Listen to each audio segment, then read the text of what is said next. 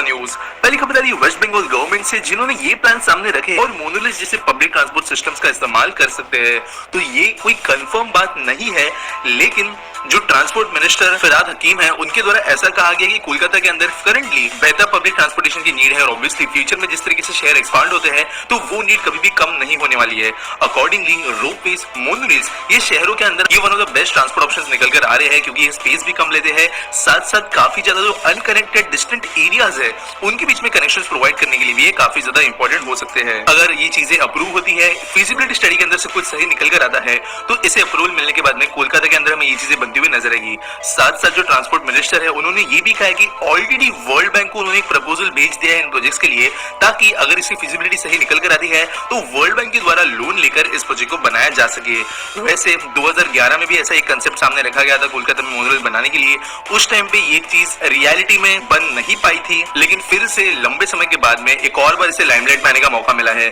देखते हैं कि एक्चुअल में कोलकाता में मोनोरेल बन पाती है या नहीं, और अगर बनती है तो किस रूट्स पर वो बनेगी और कैसा उसका रूप होगा। अगली दोस्तों खबर आ रही है हमारे मिनिस्ट्री ऑफ टूरिज्म से, जिन्होंने पिछले कुछ दिनों में कई सारे मल्टीपल पॉलिसीज अनाउंस किए देश में टूरिज्म को बढ़ाने के लिए, और साथ साथ कई सारे स्टेट्स ने भी कई सारे डिफरेंट पॉलिसीज अनाउंस किए। इसकी वजह से आने वाले कुछ दिनों में हमें टूरिज्म रिलेटेड खबरें बहुत ज्यादा संख्या में मिलने वाली है। तो पहली जो नेशनल लेवल पे खबर है उसके अंतर्गत हमारी मिनिस्ट्री ऑफ टूरिज्म ने ये कहा है कि देश के अंदर रूरल टूरिज्म को बढ़ावा देने के लिए और वहां पर ज्यादा से ज्यादा फॉरेन टूरिस्ट को डाइवर्ट करने के लिए वो development of niche area tourism इस प्रोजेक्ट पर काम करेंगे। इस प्रोजेक्ट के अंतर्गत देश के अंदर के अलग अलग रूरल एरियाज का आइडेंटिफिकेशन, डाइवर्सिफिकेशन, डेवलपमेंट और साथ साथ सीजनलिटी का जो इशू आज इंडिया के अंदर है उसे मिटाया जाएगा। दोस्तों कई सारे टूरिस्ट प्लेस आज हमारे देश में ऐसे हैं, चाहे वो कश्मीर साइड के प्लेसेस हो, नॉर्थ ईस्ट साइड के प्लेसेस हो, ये बहुत ज्यादा सीजनल है। साल के कुछ ही महीनों के लिए यहाँ पर बहुत ज्यादा टूरिज्म आ जाता है और बाद में ये इंडस्ट्री पूरी तरीके से सेटल डाउन हो जाती है बचे पूरे साल के लिए। साल भर जो टूरिस्ट का इन्फ्लो है वो कंटिन्यूस बना रहे, इस हिसाब से भी चीजें यहाँ पर प्लान आउट की जाएगी और 365 डेज टूरिज्म इन जगहों पर हो पाए, इस हिसाब से प्लान सामने रखे गए हैं। तो दोस्तों जनरली जो टूरिस्ट प्लेसेस होती है वहां पर कोई तो एक मॉन्यूमेंट होता है, कोई उसकी स्पेशलिटी होती है, उसकी वजह से वो टूरिज्म बढ़ता है। लेकिन गवर्नमेंट चाहती है कि अगर ये चीजें ना भी हो तो भी कोई कोई विलेजेस एज टूरिस्ट डेस्टिनेशन उभर पाए, और इसके लिए वहाँ के लोकल आर्ट एंड क्राफ्ट को प्रमोट किया जाएगा, वहाँ के लोकल प्रोडक्ट को प्रमोट किया जाएगा और basically make in India, vocal for local, ये जो सारे प्रोजेक्ट्स है उनके अंतर्गत इसके यहाँ पे काम किया जाएगा। तो अगर आप इसके बारे में ज्यादा जानना चाहते हो तो मिनिस्ट्री की वेबसाइट पे वॉच न्यूज सेक्शन में इसके बारे में डिटेल में दिया गया है कि क्या एक्चुअल में इस प्रोजेक्ट के अंतर्गत किया जाएगा। उम्मीद करते हैं कि इसके वजह से देश के ज्यादा ही रिमोट जो भाग है वहां पर टूरिज्म प्रमोट हो पाए, वहां पे भी लोग जाए, और जो आज की डेट में इंडिया का टूरिज्म इंडस्ट्री बना हुआ है सिर्फ कुछ पर्टिकुलर जगहों पर कॉन्सेंट्रेटेड, मॉन्यूमेंट्स पर कॉन्सेंट्रेटेड, उसके बजाय ओवरऑल इंडिया में अच्छे से वो फैल जाए, ऐसी उम्मीद करते हैं।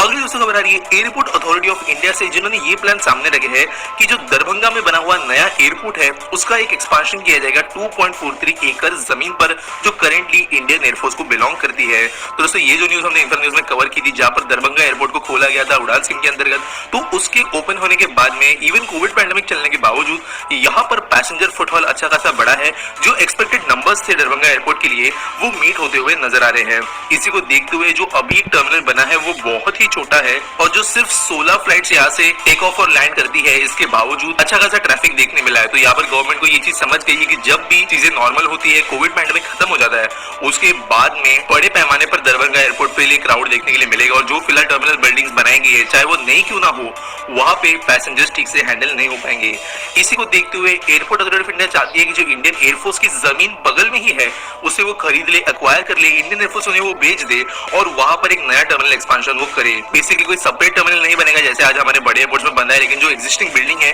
उसी को साइड में थोड़ा और बड़ा कर दिया जाएगा और इसके लिए एक सिविल एन्क्लेव और रोड वगैरह भी बनाए जाएंगे ताकि कनेक्टिविटी बेहतर बन सके। तो जल्दी अगर सब कुछ प्लान के हिसाब से जाता है तो दरभंगा एयरपोर्ट जो है वो और ज्यादा एक्सपांड होते हुए नजर आएगा और मे बी फ्लाइट्स और पैसेंजर नंबर्स दोनों यहाँ पर बढ़ जाएंगे। अगली दोस्तों खबर आ रही है अहमदाबाद म्युनिसिपल कॉर्पोरेशन से, जिन्होंने प्लान सामने रखे हैं एक 225 करोड़ रुपीस के प्रोजेक्ट के, जिसके अंतर्गत शहर में पब्लिक प्राइवेट पार्टनरशिप मॉडल पर एक वेस्ट टू इलेक्ट्रिसिटी प्लांट बनाया जाएगा। तो दोस्तों वैसे देश के कई सारे शहरों के अंदर ऐसे वेस्ट टू इलेक्ट्रिसिटी प्लांट्स बन रहे हैं, हमने मल्टीपल टाइम्स इनकी खबरें कवर की है और ऐसे ही प्रोजेक्ट अनाउंस होते हुए हम मल्टीपल टाइम सुनते हैं। तो यहाँ पर अहमदाबाद ने भी एक और नया प्रोजेक्ट अनाउंस कर दिया है और जो पिराना का सॉलिड वेस्ट डंप है वहां पर ये प्लांट बनाया जाएगा, ऐसा फिलहाल अहमदाबाद के म्युनिसिपल कॉर्पोरेशन ने कहा है। तो इसी साल के अंत तक ये प्लांट फंक्शनल हो जाएगा, ऐसा बहुत बड़ा कमिटमेंट भी अहमदाबाद की म्युनिसिपल कॉर्पोरेशन ने दिया है। देखते हैं एक्चुअली में ये प्लांट समय पर बन पाता है या फिर नहीं। अगली दोस्तों खबर है महाराष्ट्र से, जो फिर से टूरिज्म रिलेटेड है। जैसे मैंने कहा कि बहुत ज्यादा टूरिज्म रिलेटेड न्यूज न्यूज कई सारे स्टेट्स के लिए आने वाले समय में मिलने वाली है।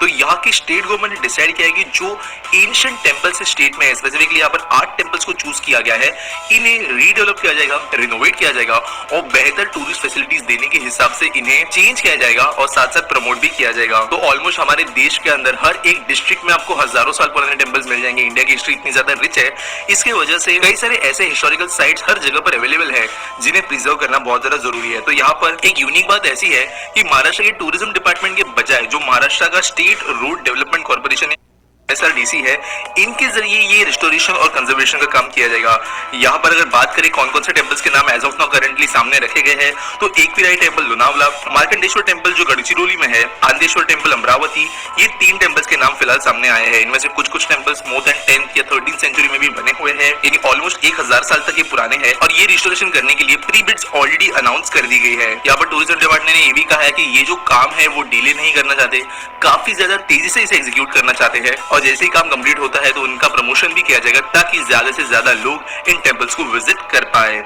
अगली दोस्तों को बताइए, पुणे महानगर परिवहन महामंडल लिमिटेड या PMPL से जिन्होंने ये अनाउंसमेंट की है कि वो 450 नई मिडी ई बसेस या इलेक्ट्रिक बसेस अक्वायर करेंगे इस साल के अंत तक। तो पुणे ऑलरेडी हमारे देश के वन ऑफ द उन शहरों में से है जहां पर बहुत बड़ी संख्या में इलेक्ट्रिक बसेस चलते हैं। इनफैक्ट पुणे, मुंबई, नागपुर जैसे शहरों को भी पीछे छोड़ता है in terms of electric buses. और इन्होंने अभी फेम टू इंडिया स्कीम, जिसके अंतर्गत पूरे देश के हर एक बड़े शहर के अंदर बसेस को खरीदा जा रहा है इलेक्ट्रिक वेरिएंट्स की, इसी के अंतर्गत ये नई 450 बसेस खरीदने का इन्होंने डिसीजन दिया है। यहाँ पर ये जो फ्लीट एक्वायर की जा रही है इसके बारे में यूनिक बात ऐसी है कि ये जो 450 बसेस है, इनमें से 300 बसेस को यूज किया जाएगा फीडर रूट्स नए मेट्रो लाइन के लिए। यानी पुणे के अंदर जो मेट्रो लाइन अभी बन रही है, रिसेंट हमने खबर कवर की थी कि स्टेशन कंप्लीट हो चुके हैं, ट्रायल रन शुरू हो गए हैं, तो ये मेट्रो लाइन जब भी खुलेगी उसके बाद में उन स्टेशन से लेके दूसरे एरियाज तक जाने के लिए भी बस रूट्स अवेलेबल रह पाए, इस हिसाब से इन इलेक्ट्रिक बसेस को इस्तेमाल किया जाएगा। तो जल्दी पुणे के अंदर हमें ढेर सारी इलेक्ट्रिक बसेस दौड़ते हुए नजर आएगी। अगली दोस्तों खबर आती कर्नाटका से, जहां पर एक नए एयरपोर्ट को बनाने के लिए कैबिनेट अप्रूवल मिल चुका है और ये जो एयरपोर्ट होगा वो होगा new greenfield domestic Hassan airport. तो ये एयरपोर्ट बनेगा 193.65 करोड़ रुपए की कीमत से और जो करंट चीफ मिनिस्टर है स्टेट के, उनके द्वारा बहुत लंबे समय से इस प्रोजेक्ट को एनविजन किया गया था और फाइनली 536 एकड़ जमीन पर ये फैला हुआ प्रोजेक्ट, जिसके लिए 2007 में ग्राउंड फाउंडेशन रखा गया था, लाइक ऑफिशियली ये प्रोजेक्ट बनाएंगे ऐसा कहा गया था, उसके अप्रूवल अभी आए हैं और एक्चुअल में अभी इसका काम प्रोग्रेस होगा ऐसा समझ में आ रहा है। तो इसकी वजह से ये एक ब्रांड न्यू प्रोजेक्ट नहीं है, इसके ऊपर पहले भी काम शुरू किया गया था, फिर बंद कर दिया गया था, फिर लंबे समय तक कुछ हुआ नहीं, लेकिन फाइनली अभी मेन अप्रूवल्स मिल गए हैं। उम्मीद करते हैं इस टाइम ऐसा काम बंद नहीं होगा और एक्चुअल में हसन एयरपोर्ट हमें बनते हुए नजर आएगा। इसके अलावा कुछ दूसरे प्रोजेक्ट्स भी अनाउंस किए गए हैं जहां पर 100 पुलिस स्टेशन 200 करोड़ रुपए की कीमत से बनाए जाएंगे, जो कर्नाटका के ओवरऑल इंफ्रास्ट्रक्चर डेवलपमेंट में मदद करेंगे। अगली दोस्तों खबर है बिहार से, जहां पर स्टेट के चीफ मिनिस्टर के द्वारा 169 नए गवर्नमेंट प्रोजेक्ट्स को ओपन अप कर दिया गया है, जहां पर ज्यादातर गवर्नमेंटल बिल्डिंग्स मौजूद है। तो ये जो 169 न्यूली कंस्ट्रक्टेड गवर्नमेंट बिल्डिंग्स है, इनके अंदर एक नया बिहार सदन जो दिल्ली में है, 73 गवर्नमेंट बिल्डिंग्स, 12 नए डिपार्टमेंट्स के लिए बिल्डिंग्स बनाई गई। बोधगया में एक वर्ल्ड क्लास गेस्ट हाउस बनाया गया है जो 5 स्टार होटल के लेवल का है। इसके अलावा कुछ आइकॉनिक बिल्डिंग्स का रजिस्ट्रेशन किया गया है। 31 नए इंजीनियरिंग कॉलेजेस, जिनमें से 15 कॉलेज ऑलरेडी कंप्लीट हो गए हैं, जबकि 16 स्पोर्ट्स इंफ्रास्ट्रक्चर यहाँ पर बनाए गए हैं। तो टोटल थाउजेंड्स ऑफ करोड़ रुपए की कीमतों के ये प्रोजेक्ट्स है और इसके जरिए बिहार का इंफ्रास्ट्रक्चर को बेहतर बनाने की कोशिश यहाँ की सरकार कर रही है। अगली दोस्तों खबर है इंडिया के सोलर एनर्जी सेक्टर से रिलेटेड, जहां पर Bill Gates Breakthrough Energy Venture firm 1366 Technologies ने ये अनाउंस किया है कि वो इंडिया में प्लान करते हैं $300 मिलियन की इन्वेस्टमेंट करने के लिए, ताकि एक 2 गीगावाट कैपेसिटी का solar wafer cell manufacturing plant वो बना सके। तो ये जो मैन्युफैक्चरिंग प्लांट बनाने की बात चल रही है, ये होगी PLI या प्रोडक्शन इंसेंटिव लिंक स्कीम के अंतर्गत और एक इंडियन कंपनी के साथ मिलकर ये प्लांट सेटअप करेंगे। इसके लिए कुछ पार्टनर्स को वो इंडिया में ढूंढ रहे हैं, ऐसा स्टेटमेंट इस यूएस कंपनी के ऑफिशियल से आया है। यहाँ पर ऐसा भी इन्होंने स्टेटमेंट दिया कि इंडिया के अंदर जिस हिसाब से डिमांड बढ़ रही है सोलर सेल मॉड्यूल्स की और साथ साथ जो कैपेसिटी में इंक्रीज हो रही है, तो आने वाले 2 साल में इंडिया के अंदर जितने भी सोलर सेल्स प्रोक्योर होंगे वो मेड इन इंडिया ही होंगे और इसी के अंदर का वो हिस्सा बनना चाहते हैं और इसकी वजह से वो अपना मैन्युफैक्चरिंग यूनिट प्लान कर रहे हैं। साथ साथ इस कंपनी ने ऐसा कहा है कि उनके पास में जो टेक्नोलॉजी है वो आने वाले 10 साल में 50% तक सेविंग्स कर सकती है मैन्युफैक्चरिंग कॉस्ट में, की वजह से पूरा मार्केट भी वो डिस्टर्ब कर सकते हैं। देखते हैं एक्चुअल में ये फर्म फाइनली क्या प्लान सामने लाती है और इंडिया के अंदर कहां पर अपना प्लांट सेटअप करेगी।